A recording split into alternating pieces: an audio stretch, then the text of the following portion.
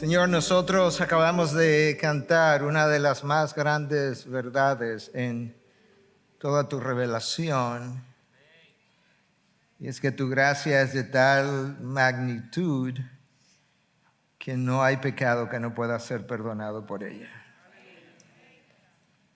Señor, si hay alguno aquí en esta mañana que piensa que ha cometido el pecado imperdonable, yo te pido en el nombre de Cristo y por medio de tu Espíritu que tú vayas a su mente, a su corazón y le convenza de lo contrario.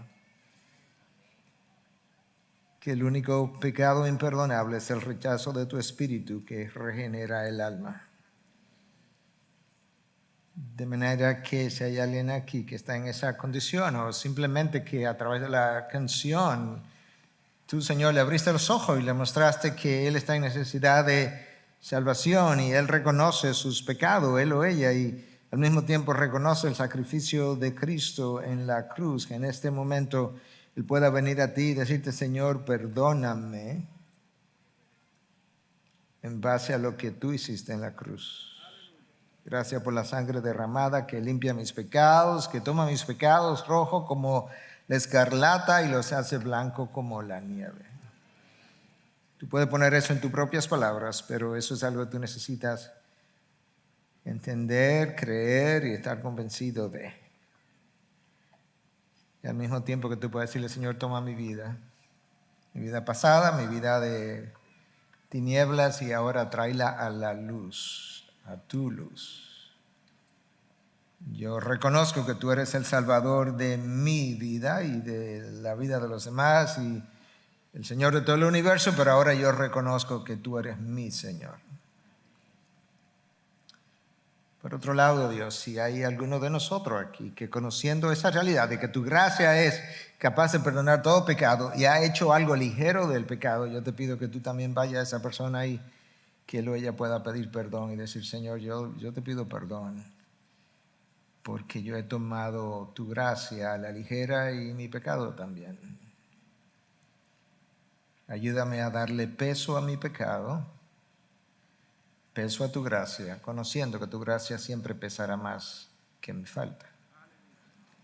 De manera que ayúdame a salir de aquí en esta mañana con una mayor dedicación a la santidad. Y que aún eso, tú me vas a ayudar a hacerlo por gracia.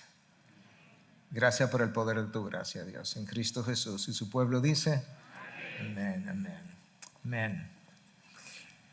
Gracias por estar, y digo gracias por estar porque yo creo que aunque Dios es quien invita, nosotros humanamente también tenemos un rol que jugar. Hemos estado invitando a la iglesia que regrese, a que esté, y la iglesia está respondiendo, y a la verdad que ni es lo mismo estar frente a una computadora, pero tampoco es igual estar aquí parado con una representación muy pequeña de un pueblo sabiendo que hay mucha gente que pudiera estar, de manera que gracias por venir y hacernos compañía, pero al mismo tiempo, gracias por entender la necesidad del cuerpo de Cristo todo el tiempo, pero especialmente en tiempos como los nuestros. Y aunque no oré específicamente por la predicación, porque estaba yendo en otra dirección, aquí con ustedes, ojos abiertos, pero Dios nos oye, que Dios use esta exposición de su palabra para ayudarnos a entender un poco más de cosas que Pedro viene diciéndonos ya por varios sermones, mensajes consecutivos, y que tiene que ver con la manera como nosotros debemos vivir, que el Espíritu de Dios tome estas verdades, yo creo que están bastante claras en el texto de hoy, las pueda llevar a nuestras mentes y producir una transformación de manera que prontamente se pueda hablar de una IBI que incluso es pre-Pedro y post-Pedro, si yo pudiera llamarle. Pre-primera de Pedro, post-primera de Pedro. Y estoy convencido que la palabra que tiene el poder puede hacerlo, pero más que nada es el convencimiento al que yo pueda llegar después de haber entendido cosas muy prácticas que Pedro tiene que decirnos. En el día de hoy he titulado mi mensaje en forma de pregunta, y esta es la pregunta y el título: ¿la buena vida o la vida buena? Para algunos quizás eso simplemente sea un juego de palabras o algo semántico, pero no lo es. Esas frases ordenadas a dos palabras, ordenadas de forma distinta, comunican algo diferente en cada caso, a través de la historia incluso. Para el filósofo griego Aristóteles, la buena o la vida buena, más bien, tenía que ver con una serie de virtudes que cada ser humano debía poseer, que debía llevar a la práctica y que de alguna manera, cuando eso ocurriera, contribuiría al florecimiento humano. Aristóteles recibió de parte de Dios, porque Dios es que lo da todo, mucha gracia común, hasta el punto que es el teólogo no cristiano que probablemente ha influenciado más a algunos de los teólogos cristianos de mayor renombre en la historia. Por otro lado, los epicúreos, filósofos griegos también, veían ahora la buena vida como una vida de placeres, una vida dedicada a complacer los deseos del cuerpo y a evitar el dolor. Esos filósofos continuaron, sus descendientes continuaron hasta la época de Pablo. Pablo se encontró con ellos. Hechos 17, 18 menciona a los epicúreos. Y Pablo tuvo un encuentro y un debate con ellos junto con los estoicos. Los epicúreos de ayer son los hedonistas de hoy, la misma cosa, el placer, el disfrute de la vida, esa es la buena vida. Cuando tú llegas a la Biblia, tú te encuentras con un hombre como Salomón que se desvió. Y por un tiempo él vivió la buena vida, de manera que él llenaba la definición de lo que eso es conforme a este mundo. Sin embargo, cuando él escribió el libro de Proverbios, la mayoría de ellos, porque no todos fueron escritos por Salomón, el libro de Crónicas habla de que él escribió más de 3,000 proverbios, de manera que hay otros que él escribió que no están aquí. Pero cuando él escribió el libro de Proverbios, él sentó las bases para la buena vida. Es increíble que el mismo hombre que pudo haber vivido un tipo de vida en un momento dado, vivió otro tipo de vida en otro momento. Él vivió la vida buena bajo la dirección de Dios. Él vivió la buena vida bajo la dirección de los impulsos de la carne. Cuando él vivió la vida buena, él construyó un templo a Dios para glorificar a Dios, un templo de cuya gloria todavía se habla. 7 años construyendo el templo de Dios. Extraordinario, magnificente. Pero cuando él estaba viviendo la buena vida, él construyó su casa. 14 años construyendo su casa, donde él alojó muchas de las mujeres de su harén. Increíble, él tomó el doble del tiempo para construir su palacio, donde él viviría, que el tiempo que tomó para construir el templo de Dios. La Biblia obviamente no alaba la buena vida, pero sí habla mucho de la vida buena. Y en general, yo voy a decir, no hay una definición en la Biblia como tal, pero hay múltiples pasajes que hablan de la vida buena. En general, una vida buena es una vida que es moralmente correcta, pero que al mismo tiempo complace a Dios, honra su nombre y honra su evangelio. Esa es una vida buena. Es una vida que es buena, pero es completamente contracultural a la vida que nosotros pudiéramos llevar en este mundo y a la manera como la vida es concebida por este mundo. Pero realmente, ¿quién quiere ir con la forma de vida de este mundo cuando, como se ha dicho, solamente los peces muertos van con la corriente? ¿Tú quieres ir en esa dirección? ¿O quieres ser un pez que nada contra la corriente justamente porque tiene una vida que es buena? Habíamos dicho en el mensaje anterior que la fe cristiana, el cristianismo, es el conjunto de valores más contracultural que jamás haya sido escrito, pensado o tratado de vivir. Y la manera como ese cristianismo y esa forma contracultural debe ser vivido continúa siendo descrito por Pedro. Y eso es lo que vamos a hacer hoy. Fue mi introducción. Yo quiero ahora que tú leas conmigo en Primera de Pedro, capítulo 3, ahí estamos, del versículo 8 al 12, y ahí nos vamos a parar por hoy. En conclusión, sean todos de un mismo sentir, compasivos, fraternales, misericordiosos y de espíritu humilde. Aquí viene lo contracultural, no devolviendo mal por mal o insulto por insulto, sino más bien bendiciendo. Porque fueron llamados con el propósito de heredar bendición. Porque el que desea la vida, amar y ver días buenos, ahí está la buena vida, días buenos, refrene su lengua del mal y sus labios no hablen engaño. Apártese del mal y haga el bien, busque la paz y sígala. Porque los ojos del Señor están sobre los justos y sus oídos atentos a sus oraciones. Pero el rostro del Señor está contra los que hacen el mal. En el texto que yo acabo de leer aparece una frase y una oración que a mí me llaman la atención. La frase es: en conclusión. Y la oración es: el que quiere amar la vida y ver días buenos, o una vida buena. Y de ahí mi título. Y yo digo esto porque cuando tú lees la frase en conclusión, suena como que Pedro está concluyendo algo, obviamente. Para terminar, él no está terminando el capítulo. Entonces eso hace más obvio. Si no está terminando el capítulo, él tiene que estar terminando una idea. Y la pregunta es: ¿cuál es esa idea que Pedro está terminando? La idea él la viene desarrollando por un buen tiempo ahora. Él comenzó, y te voy a decir básicamente qué es lo que él está desarrollando. Él está desarrollando las obligaciones de aquellos de nosotros que nos llamamos cristianos en diferentes esferas. En 1:16 él habla de que como Dios es santo, nosotros debiéramos ser santos.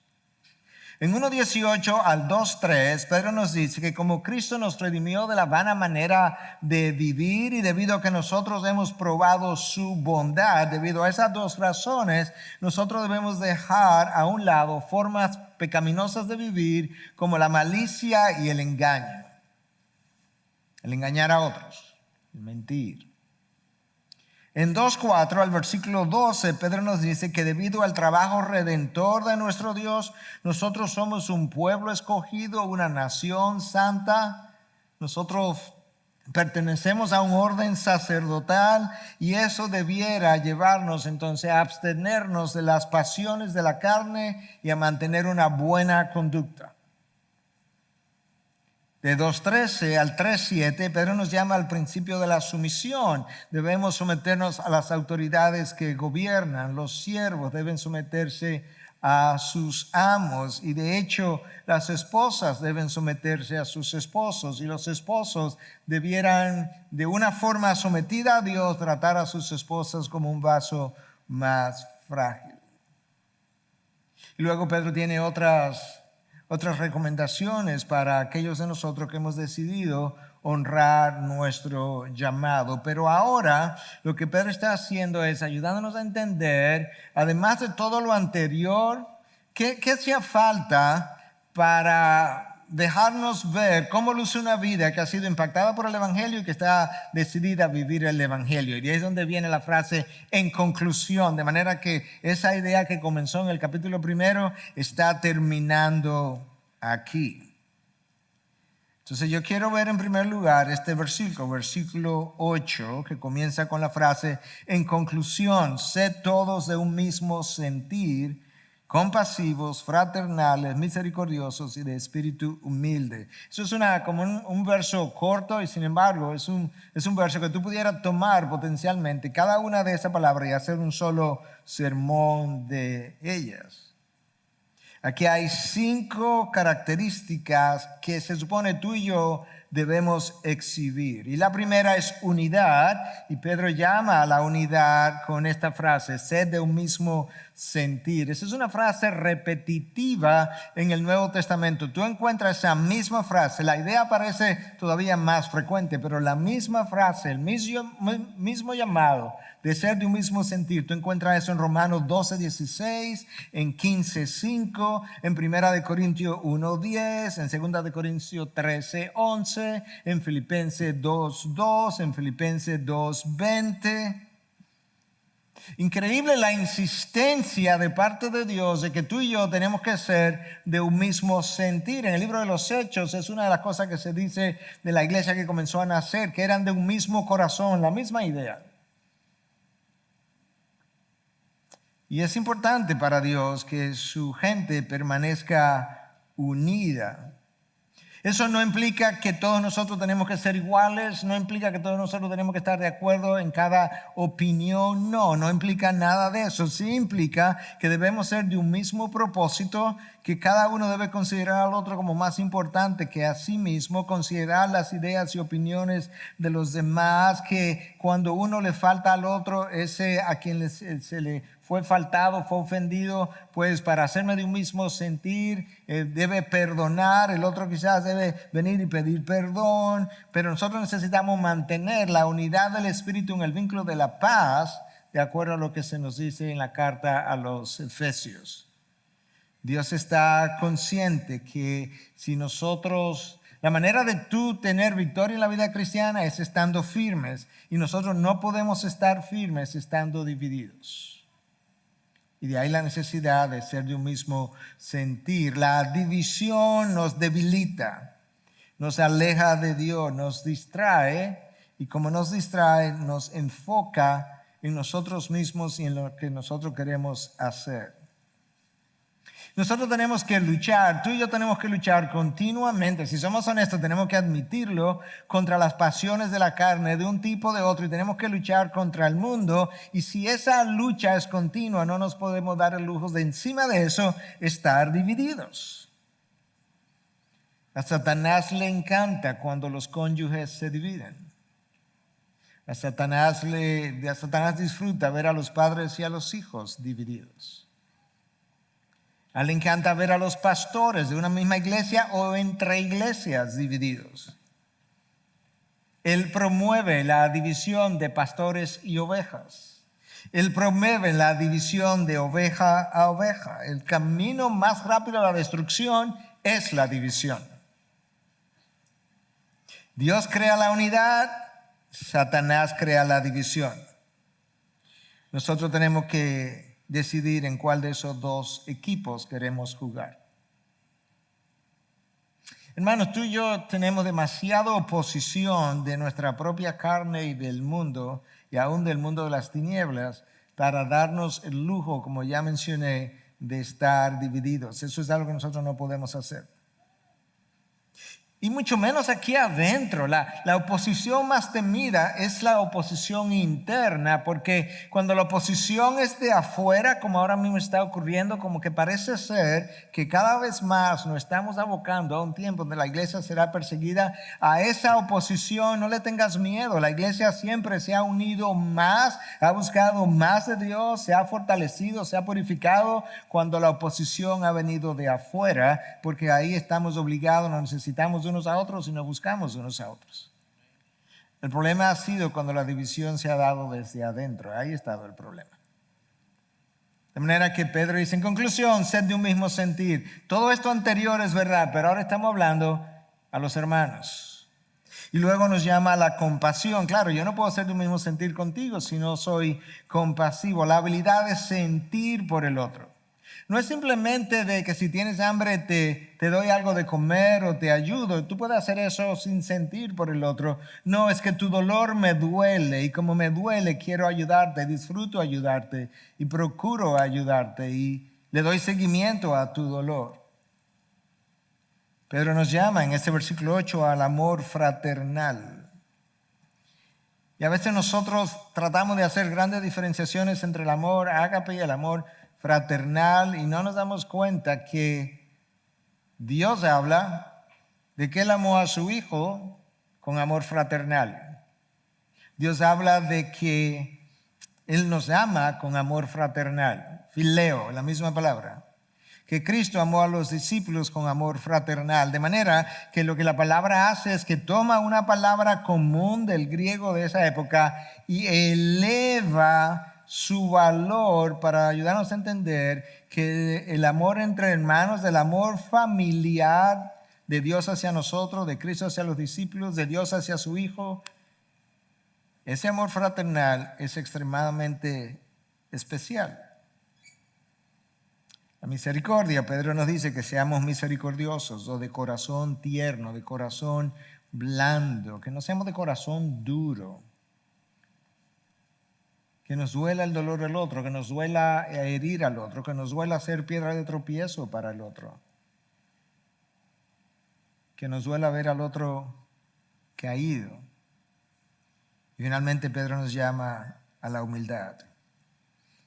La humildad promueve la unidad. De hecho, la ausencia de humildad imposibilita, no hace difícil, imposibilita la unidad. Yo no voy a hablar extensamente acerca de la humildad porque es un tema que hemos hablado tanto en nuestra iglesia, pero voy a decir un par de cosas porque está aquí en el texto. Martin Lloyd-Jones, algunos lo consideran el mejor predicador, mayor predicador del siglo pasado, sea así o no, un hombre de Dios. Dice que el hombre que es verdaderamente humilde se asombra de que Dios y el hombre puedan pensar en él y tratarlo tan bien como lo tratan. Él se asombraba de que Dios y ustedes puedan pensar en mí y tratarme tan bien como me tratan, aun cuando en alguna conversación no sea tan bien tratado. Lloyd Jones agrega, dice, el ser verdaderamente humilde significa que ya no nos protegemos a nosotros mismos porque no hay nada que defender. ¿Qué es lo que voy a defender si Dios me encontró destituido de la gloria, de su gloria? ¿Qué es lo que voy a defender si yo tengo que confesar que en el mejor de los casos yo soy un hombre de labios inmundos y vivo entre gente de labios inmundos? ¿Qué es lo que voy a defender si tengo que confesar con Pablo que yo soy el último de los pecadores? ¿A qué se debe toda esta actitud continua de defensa que nosotros tenemos? Al orgullo que tenemos y a la humildad que no tenemos. Cuando no exhibimos estas características, no honramos a Cristo, el mensajero de Dios Padre para nosotros, pero tampoco honramos el mensaje que Él trajo de Dios. Entonces Pedro nos dice que esta es la manera de vivir. Él está completando su idea. Esta es la manera como el Evangelio debe lucir en tu vida y en la mía. Ahora, eso es como hermanos, nosotros, como hermanos, por eso habla de amor fraternal. Si Pedro fuera a referirse al amor hacia los de afuera, él lo eleva todavía más, porque él habla de amor ágape. Porque obviamente para yo amar al de afuera que no conozco necesito un amor ágape, un amor incondicional, porque yo ni lo conozco. Y el amor para el enemigo, claro que tiene que ser ágape, porque ¿qué condición tiene el enemigo para yo amarlo? Por eso es que esta recomendación del versículo 8 es para nosotros, los que estamos en Cristo, que necesitamos ser de un mismo sentir. No puedo ser de un mismo sentir con el inconverso que está afuera.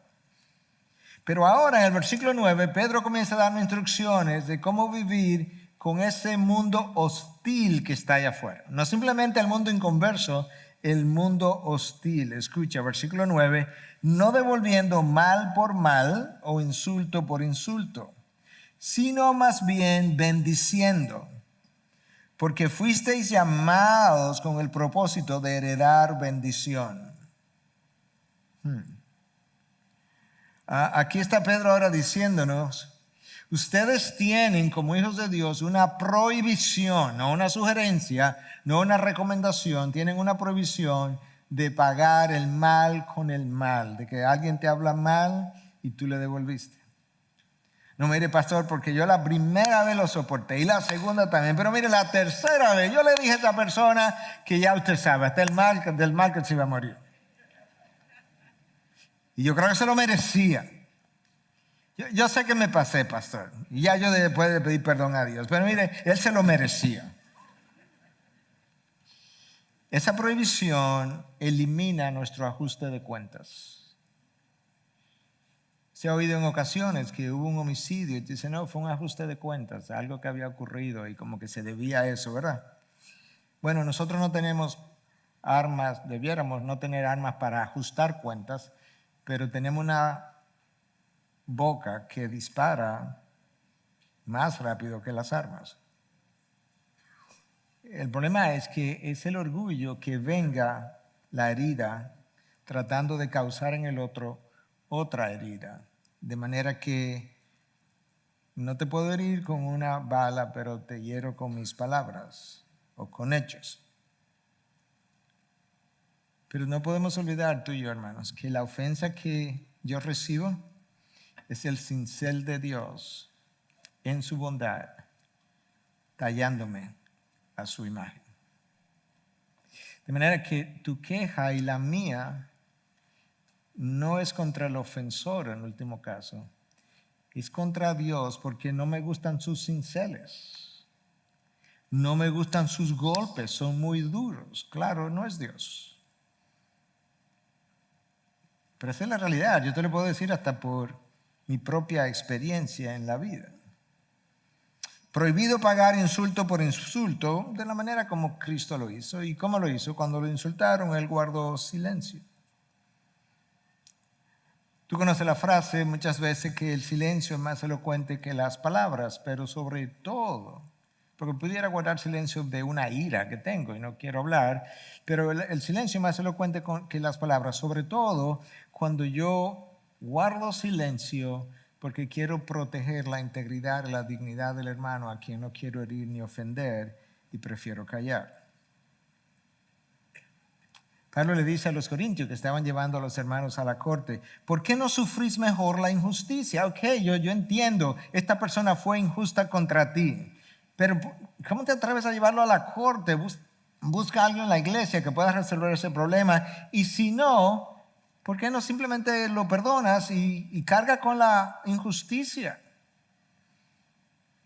A la manera de Cristo. Pastor, pero que algo él tiene que pagar. Sí, Pedro te dice cómo él debe pagar. Pagamos bendiciendo. Bendiciendo. Yo te dije que era el código de valores más contracultural de toda la historia. Escucha a Cristo en Lucas 6, versículo 28. Bendecid a los que os maldicen. Dios te bendiga, hermano. A ti también. Eso es muy fácil.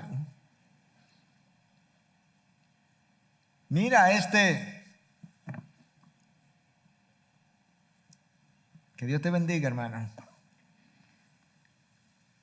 Escucha a Cristo otra vez en el Sermón del Monte, pero en la versión de Mateo, capítulo 5, versículo 39 al 41. Pero yo les digo, no resistan al que es malo. Antes bien, a cualquiera que te abofetee la mejilla derecha, vuélvele también la otra. Es como que, mira, me dejaste cojo, tú quieres darme aquí también. Al que quiera ponerte pleito y quitarte la túnica, déjale también la capa. Cualquiera que te obligue a ir a 1 kilómetro, ve con él 2. Roma y Grecia entendían como que si tú ibas a 1 kilómetro o 1 milla, eso era bastante bien. En términos no medibles, pero en términos como del esfuerzo, Cristo dice, no, al doble de lo que ellos consideran. Y ese es el patrón, continuamente en la palabra de Dios. Yo no sé por qué nosotros como que se nos hace, bueno, sé por qué se nos hace difícil la naturaleza carnal, pero ¿por qué no lo entendemos más claramente que esto es una enseñanza continua, la que yo acabo de mencionar? Escucha varios pasajes, porque eso fue lo que quise hacer hoy, para que podamos quedar convencidos y confiando en el poder que la palabra tiene, que yo no tengo en mis palabras, ver si estas cosas no pueden cambiar de una vez y para siempre. Romanos 12:14, bendigan a los que los persiguen, bendigan y no maldigan. Eso incluye a mi jefe, pastor, eso incluye a tu jefe. Y al que me debe 3 salarios todavía, sí, a él también. Bueno, puede ser, pero estoy seguro que a mi esposa no la puede incluir. O a mi esposo no lo puede incluir. 1 Corintios 4, 12 y 13. Cuando nos ultrajan, dice Pablo, bendecimos. Cuando somos perseguidos, lo soportamos. Cuando hablan mal de nosotros, tratamos de reconciliar. Mira, fulano habló mal de ti, déjame ir donde fulano, a ver cómo yo me reconcilio con él. Pero no fue él que habló mal de mí, sí, pero yo era el que andaba mal y Cristo vino a buscarme, a reconciliarme. Yo no necesito esperar que el otro venga, yo puedo ir. 1 Tesalonicenses 5:15, miren que ninguno devuelva a otro mal por mal, sino que procuren siempre lo bueno los unos para con los otros y para con todos. O sea, no es solamente entre nosotros aquí adentro, sino para con todo el mundo. ¿Qué debemos procurar? Que no devuelva mal por mal, sino procura lo bueno. La idea, el estímulo es a imitar a Dios. Y finalmente, Romanos 12, 19 al 21. Amados, nunca tomen venganza a ustedes mismos, sino den lugar a la ira de Dios. Porque escrito está, mía es la venganza. Yo pagaré, dice el Señor. ¿Tú escuchaste lo que Dios dice? No creas que la injusticia que se comete contigo se va a quedar sin pagar. No, lo que yo no quiero es que tú la hagas pagar, porque tú eres muy mal cobrador. Pero yo te garantizo que hay un día de rendición de cuentas y de ajuste de cuentas, pero yo hago eso. Pero si tu enemigo tiene hambre, dale de comer a mi enemigo. Soy yo tu enemigo. Y si tiene sed, dale de beber. Y esa instrucción, escuche. Porque haciendo esto, carbones encendidos amontonará sobre su cabeza. No seas vencido por el mal, sino vence el mal con el bien. En este pasaje que yo acabo de leer, se nos prohíbe tomar venganza, número 1. Si decidimos vengarnos, y hay historias de este tipo en el Antiguo Testamento, lo más probable es que vamos a pecar más grandemente que aquel que hizo algo contra mí. Dios dice, no lo hagas, porque en tu ira tú vas a pecar más grandemente y ahora yo voy a tener que imponerte consecuencias a ti. Entonces no devuelvas de esa manera, déjamelo a mí. Ahora escúchame, si tú haces el bien, tú estás pagando. ¿Cómo pagamos? Tú haces el bien cuando nos hacen el mal. Tú bendices cuando te maldicen. Tú amas al enemigo. Cuando te abofeteen una mejilla, tú pones la otra mejilla. Cuando hablen mal de ti, tú tratas de reconciliar. Eso fue lo que Pablo hizo. Y alguien pudiera decir, bueno, pero que nada, eso suena como pago, como venganza. Que pasaste por alto una frase. Porque haciendo esto, carbones encendidos amontonará sobre su cabeza. O sea, algo está pasando. ¿Qué es lo que Dios está diciendo? Dios está diciendo, tú pagas el mal, lo pagas con bien, tú amas a quien te odia. Hay una de dos cosas que van a pasar. O la persona antes de llegar al día final se arrepiente y todo quedará saldado. O cuando llegue el día final, el bien que le hiciste solamente va a elevar el estándar con el cual él va a ser juzgado. Y su consecuencia sería peor.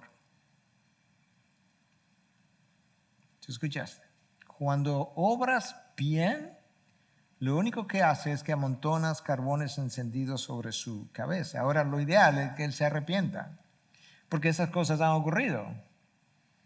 Leí esta semana de una historia de un grupo de soldados norteamericanos donde había uno de ellos que era cristiano y siempre cantaba y leía la palabra y los demás se burlaban de él. Y un día un par de ellos, irritados con él, tomaron esas botas que ellos usan, estaban todo enlodadas y se la tiraron, ya molesto con él. Bueno, llegó a la noche, se acostaron, durmieron. Al otro día cuando se levantaron, el que había sido herido, vamos a decir, con esa acción, había lustrado, brillado las botas que le habían tirado, le había limpiado, le había brillado, se le había puesto al pie de la cama y su acción hizo que varios de esos soldados llegaran a Cristo. Cuando te maldicen, tú bendices. Cuando tú bendices, tú muestras que te has vestido del nuevo hombre. Cuando tú maldices, tú muestras que sigue vestido del viejo hombre. Nosotros decidimos cuál vestido vamos a lucir. Cuando tú bendices, tú reflejas a Cristo. Cuando tú maldices, tú reflejas el anticristo. Tú decides a quién tú quieres reflejar. Pero tú tienes un llamado a nadar contra la corriente. Tú tienes un llamado a lucir totalmente diferente a como el mundo luce. Ahora, del versículo 10 en adelante, Pedro comienza a darnos la fórmula de la vida buena o de días buenos. Escucha, lo voy a leer otra vez, ya lo leímos, pero lo voy a leer otra vez. Pues el que quiere amar la vida y ver días buenos, yo lo traduje a nuestro lenguaje de hoy, vida buena en vez de días buenos. Refrene su lengua del mal y sus labios no hablen engaño. Apártese del mal y haga el bien. Busque la paz y síguela. Porque los ojos del Señor están sobre los justos y sus oídos atentos a sus oraciones. Pero el rostro del Señor está contra los que hacen el mal. Si tú tomas los versículos 10 al 12 que yo acabo de leer y te vas al Salmo 34, versículo 13 al 16, esto es una cita casi palabra por palabra del Salmo 34. Increíble, casi idéntica. Yo creo que sería bueno que esta tarde pueda leer el Salmo entero, porque el Salmo entero dice muchas cosas. Habla incluso de dificultades que pasamos en este mundo y lo que debiéramos esperar y cómo debiéramos responder. Pero literalmente, esto es una cita del Salmo 34, el versículo 13 al 16. El versículo 10 inicia con una conjunción, pues el que quiere amar la vida y ver días buenos, o porque el que ama la vida y quiere ver días buenos. Entonces, esa conjunción, porque me está conectando todo lo anterior con lo que sigue. Es como que yo te diga, hoy yo voy a comer temprano y lo deje ahí. Y luego, segundo después te diga, porque voy a recibir visita. Obviamente, el porque me conectó las visitas que vienen con el hecho de que voy a comer temprano. Entonces, ahora Pedro está diciéndome, todo eso que yo acabo de decir está conectado con estos días buenos que tú quieres ver y si verdaderamente tú quieres amar la vida. Es como el puente entre los versículos 8 y 9 y los versículos 11 y 12. ¿Okay? 8 y 9, el puente es el versículo 10 y ahora el 11 y el 12. El versículo 10 es como la viga de amarre. ¿Qué es la viga de amarre? Bueno, yo no soy ingeniero, tengo que ser cuidadoso porque aquí hay ingenieros. Pero es una viga de concreto, de hormigón. Y según lo que leí como definición, tiene la función principal de unir muros de bloques que de alguna manera que trabajan solidariamente frente a las cargas laterales, que pueden ser incluso vientos o terremotos o alguna otra. De manera que hay una unión que pueda resistir los embates. El versículo 10 une todo lo anterior con todo lo que sigue, de manera que pueda formar un texto sólido para sostener la vida cristiana. Es el elemento de unión entonces. ¿Ok? Y aquí hay instrucciones. Escuche la primera instrucción, la primera parte del versículo 10. ¿Tú quieres ver días buenos? Tienes que refrenar la lengua. No le llama la atención como que Pedro introduzca la lengua aquí en este contexto. O sea, Pedro, de todo lo pesado que tú tienes que decirme, tú no oyes a Pedro diciendo, refrénese de la inmoralidad, lo cual tenemos que hacerlo. No, es que Pedro sabe que hay pecado, que todo el mundo sabe que es pecado, pero hay otros que son respetables. Pecados honrosos. Claro, pero no debiera hablar así. No, yo sé, pero todo el mundo lo hace. ¿Y quién no, pastor? Refrene su lengua. La lengua es como esa chispa que enciende todo un bosque. El problema de la lengua incluso no es la lengua, porque usualmente el problema no es el problema. El problema de la lengua es que de ella habla de la abundancia del corazón. De manera que la lengua es como el órgano más largo del cuerpo, porque va desde los labios hasta el corazón. Y cada vez que tú hablas, ahí va el corazón. Entonces, si vas a refrenar la lengua, tiene que refrenar o cambiar el corazón. Mejor cambia el corazón para que no tenga que refrenarlo. Entonces, instrucción número 1, refrena la lengua. Instrucción número 2, tiene que ver la lengua otra vez. Y que sus labios no hablen engaño. No es lo mismo, pero está relacionado al mismo hecho. La razón por la que Pedro está hablando de que sus labios no hablen engaño es porque Pedro sabe que el corazón es engañoso. Y Pedro sabe también que la lengua habla del corazón, de la abundancia del corazón. Entonces, ¿cuál es la solución a mi problema? El cambio del corazón. De manera que el corazón, o que no se exprese, pero todavía mejor, que cuando se exprese en nosotros, pues lo expresado sea de agrado a nuestro Dios. Y él dice que no hablen engaño, porque el engaño siempre va a traer consecuencias. Va a traer consecuencias a mi persona, va a traer consecuencias a otras personas. Y tú puedes engañar a un grupo de personas por una parte del tiempo, pero no puedes engañar a todo el mundo todo el tiempo. Pero no puedes engañar a Dios. Yo estaba dando una clase el viernes precisamente a estudiantes del Southern vía Zoom. Y no sé cuál fue la pregunta, pero yo le decía que no entendía, sobre todo de unos años para acá, cuál es el afán que nosotros los humanos tenemos de ocultar cosas de los demás, cuando la persona más importante del universo lo sabe de forma detallada. Y como yo pienso como que eso es desconocido cuando en los cielos se sabe, como posteó alguien recientemente, creo que era una frase del pasado que decía que un secreto en el reino de los hombres es un pecado oculto en el reino de los hombres es un secreto a voces en el reino de los cielos. Entonces Pedro sabe que el engaño nunca resultará en una vida buena porque va a traer consecuencias. Tercera instrucción, versículo 11, apártese del mal y haga el bien. La palabra de Dios con frecuencia, yo no voy a decir siempre porque probablemente no sea siempre, pero con frecuencia se nos llama no solamente a apartarnos de algo o de alguien, sino que al mismo tiempo me acerque a algo o a alguien. No es solamente que yo me aparto del pecado, yo me acerco a la santidad. No solamente yo me aparto del mundo y de Satanás y su influencia, sino que yo me acerco a Dios y a los valores de su mundo, de su reino. Y aquí está entonces el mismo principio. Te aparta del mal, pero tienes que hacer el bien. Cuando nosotros practicamos el mal, eso nos une al trabajo del enemigo.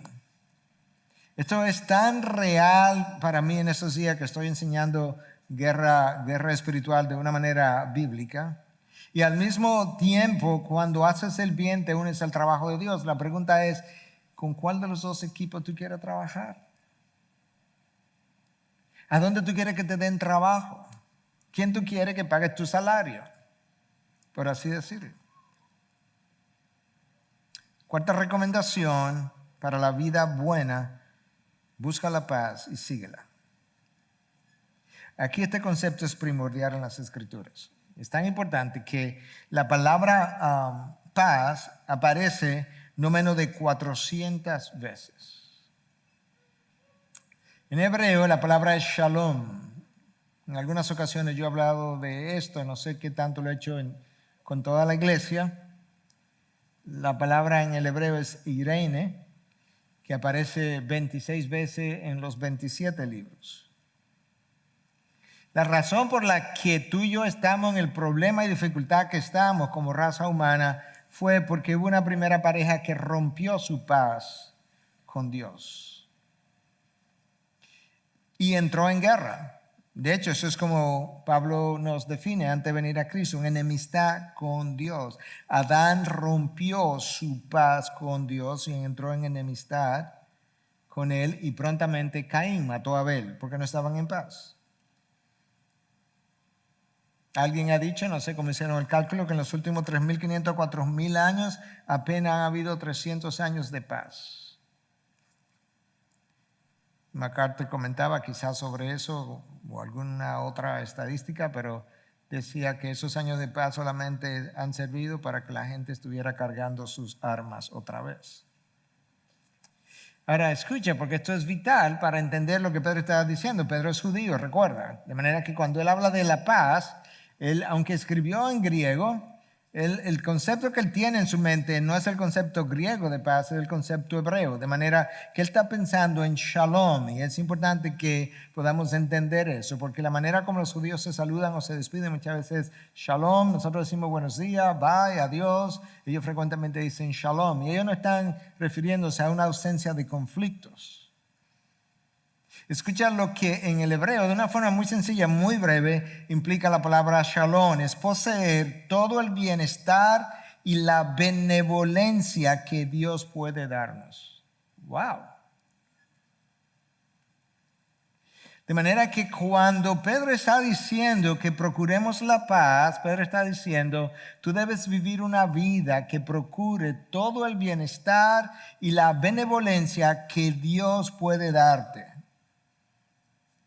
De manera que tu disciplina no evite beneficios, bendiciones que Dios puede darte. Cuando tú vienes a Cristo, Cristo vino y no estableció simplemente el camino de salvación, sino que Él también trajo al hombre toda la benevolencia, todas las bendiciones que Dios puede darle a una persona cuando está en paz con Él. Y ahora Pedro está diciendo, si tú quieres una vida buena, ¿sabes cómo se define? ¿Tú sabes cuál es la forma más breve de decir qué es lo que tú necesitas? Tú necesitas shalom. No necesitas más nada para una vida buena. ¿Y qué es eso, Pedro? Todas las bendiciones y bienestar que Dios puede darte. Pero eso requiere un estilo de vida, no porque yo me gano las bendiciones de Dios, sino porque cuando tengo un estilo de vida que no representa lo que Dios quiere, yo evito que las bendiciones lleguen a mí. Entonces yo creo que ahora está más claro lo que es una vida buena, porque tiene que ver con esto que nosotros acabamos de hablar. Si Dios envió a su Hijo para terminar la enemistad entre el hombre y él, y el Hijo estuvo dispuesto de ir a la cruz para terminar dicha enemistad, entonces nosotros no tenemos ninguna excusa para permanecer en guerra con nadie.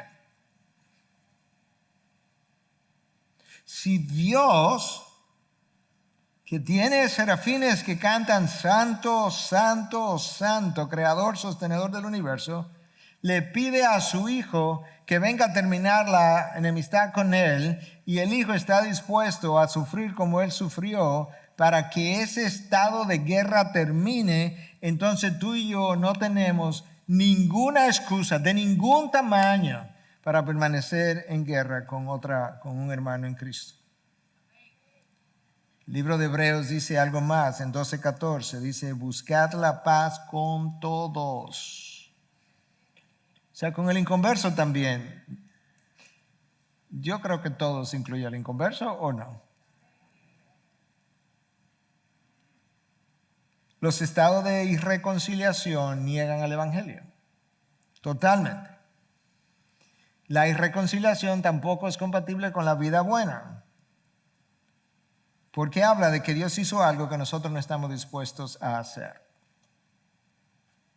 Escucha cuando Pablo le escribe a los Corintios en su segunda carta en 5:19, es que Dios estaba en Cristo reconciliando al mundo con Él mismo, no tomando en cuenta a los hombres sus transgresiones, y nos ha encomendado a nosotros la palabra de la reconciliación. No tomando en cuenta cada transgresión del hombre.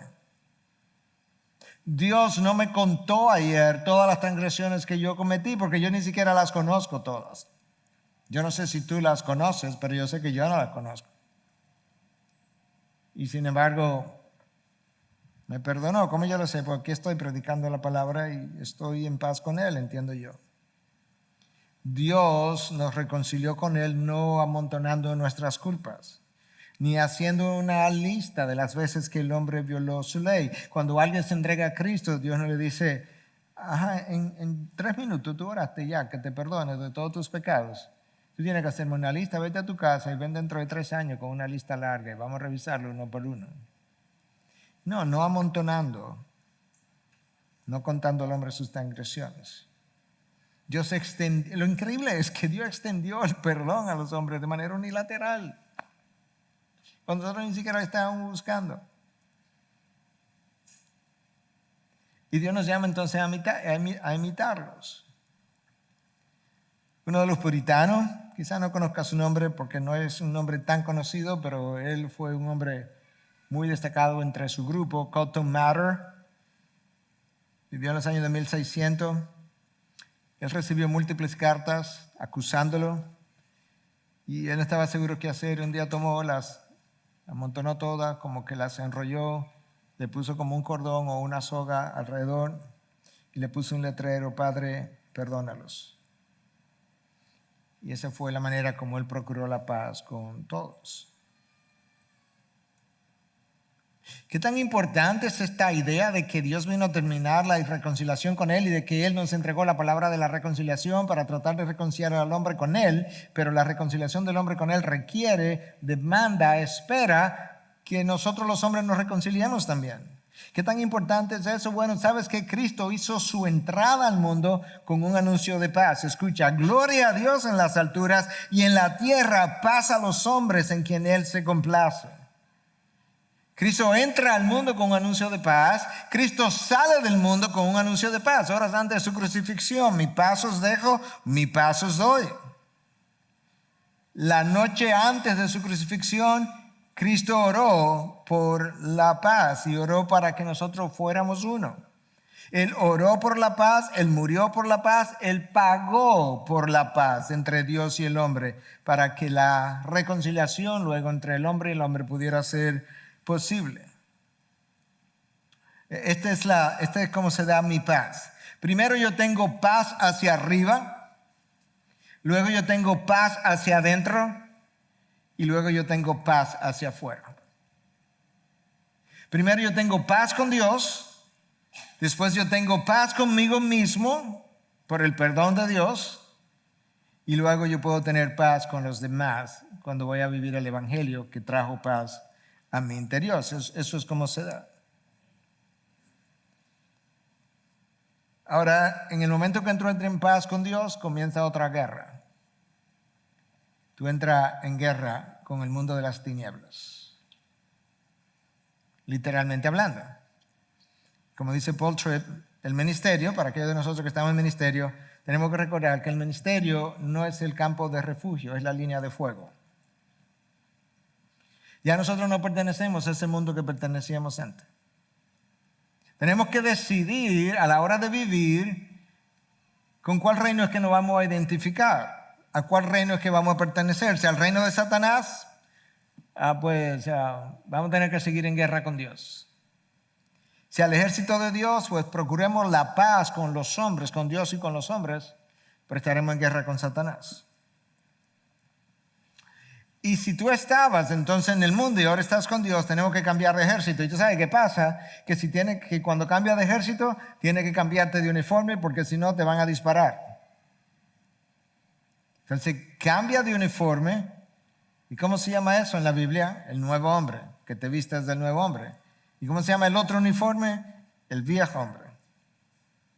Y si pertenecemos a Dios, no podemos seguir batallando con las armas del mundo, que incluyen el debate y la discusión y la acusación y la ira y la división y el rencor y la falta de perdón. Nuestras armas no son carnales. Sí, pastor, pero eso es lo que funciona, es el lenguaje que ellos escuchan. No importa si ellos lo escuchan o no lo escuchan. Tú necesitas el lenguaje que Dios escucha, no que los hombres escuchan. Y nuestras armas son poderosas. Nuestras armas son poderosas en Cristo Jesús y Pedro nos dio varias de ellas. ¿Cuáles son esas armas? La unidad, la compasión, el amor fraternal, la misericordia, la humildad, el refreno de la lengua, el dejar a un lado el engaño, el apartarnos del mal, el hacer el bien, buscar la paz. Oye, ¿tú nunca pensaste que todo eso estaba en esos versiculitos? No, versiculotes. Se supone que esas son las virtudes que caracterizan la vida buena. Ahora, lo que garantiza la buena vida, lo que hace posible la vida buena, ese es el orden, la vida buena es el último versículo, versículo 12. Porque los ojos del Señor están sobre los justos y sus oídos atentos a sus oraciones. Voy a terminar el verso ahora, pero ¿te imaginas eso? O sea, Pedro quiere que yo entienda, oye, esta es la vida que tú tienes que vivir. Y la garantía de esa vida, la garantía de la abundancia de esa vida, ¿sabe qué es lo que le establece? Que los ojos del Creador, del Dios soberano, del Dios que lo ve todo, están sobre los suyos. Y que sus oídos están continuamente, Miguel, ¿me hablaste? José, tengo 3 días que no me habla, ¿qué pasa? Dios desea hablar contigo, Dios desea escuchar tu oración. No entiendo la carencia, la falta de oración de parte del pueblo de Dios. ¿Cómo es que no vamos a hablar con Dios cuando el creador del universo nos da una audiencia a las 24 horas del día, los 7 días de la semana? Y no es falta de tiempo, ¿no? Decía John Piper recientemente que Twitter y Facebook van a probar en el último día que la falta de oración no era por falta de tiempo. Hermanos, vamos a orar, vamos a crear un movimiento de oración. Dios tiene sus oídos prestos para escucharnos. Y si nos escucha, nos va a responder. Pastor, pero que yo he orado a Dios y Él no me responde. No, Él te ha respondido siempre. Porque Él o responde la oración que le hiciste o te va a responder la oración que debiste haberle hecho, que es mejor. Pero te va a responder. Ahora el texto termina y dice, pero, el rostro del Señor está contra los que hacen el mal. Eso es pesado. La vida buena es posible después de Cristo, después que te has reconciliado con Cristo, porque Cristo garantiza las bendiciones de Dios. Cristo está a la derecha del Padre, Él tiene sus ojos puestos en ti. Y eso implica que Dios guarda la vida de los suyos.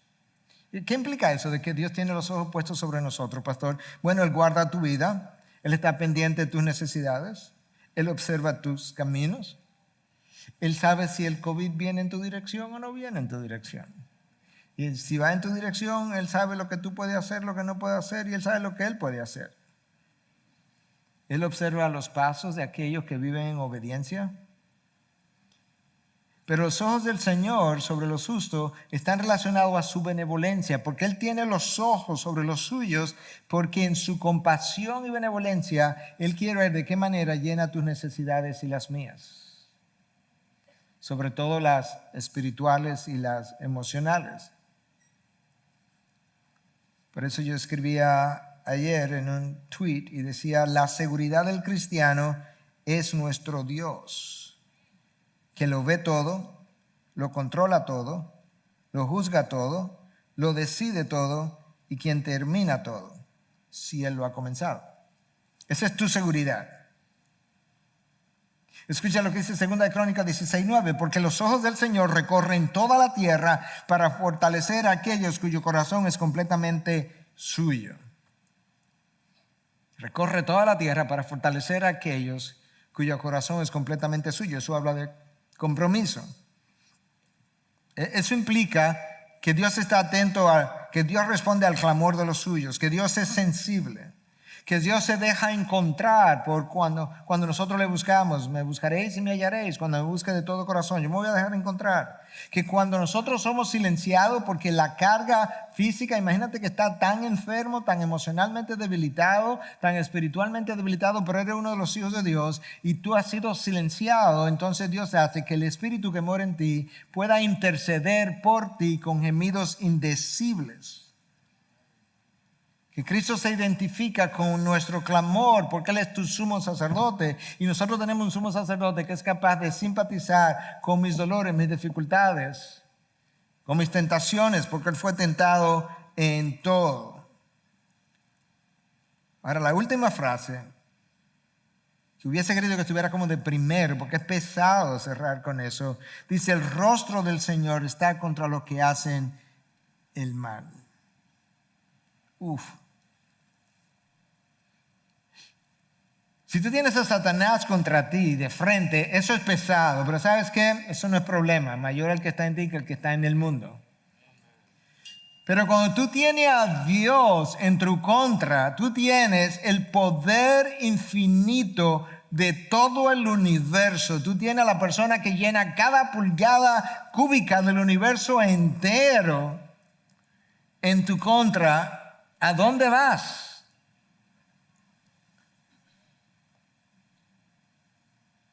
Y de hecho, aún para con sus hijos, Él puede ejercer oposición cuando dice que Él se opone al orgulloso. Yo no puedo pensar nada peor que Dios esté en mi contra en ese sentido que estamos hablando.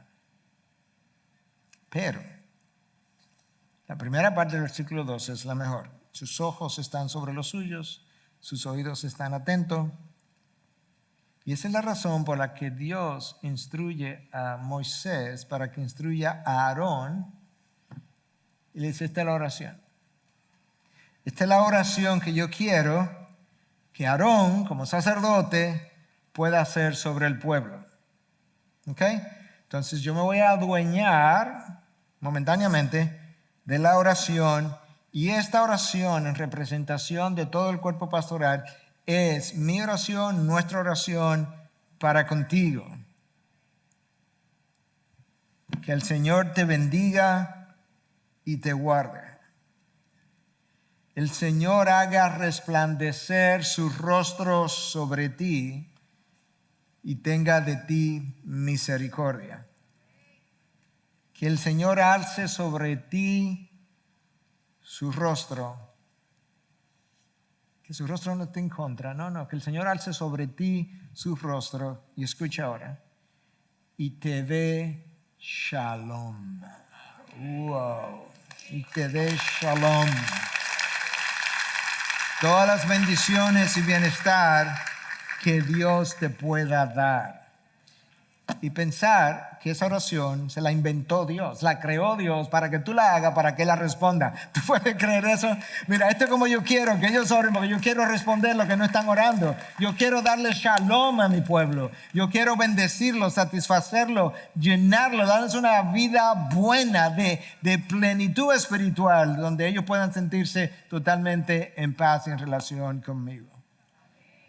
Padre, gracias. Gracias por tu palabra, gracias por tu bondad, gracias por tu paternidad.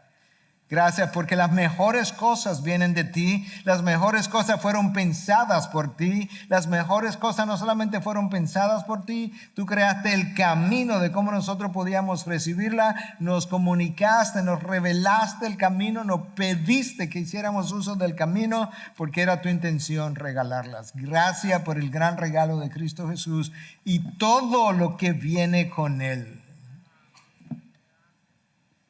Gracias por tu gran misericordia, gracias por tu gran amor, gracias por tu gran poder. Ahora nosotros queremos cantarte, adorarte y queremos también orarte en canción. En tu nombre, Jesús, su pueblo dice amén, amén. Bendiciones. Gracias por acceder a este recurso. Espero que haya sido de gran bendición para tu vida. Te sugiero que te suscribas a este canal de forma que tú puedas recibir notificación la próxima vez que hayamos subido un nuevo recurso que pueda servirte de instrucción y bendición.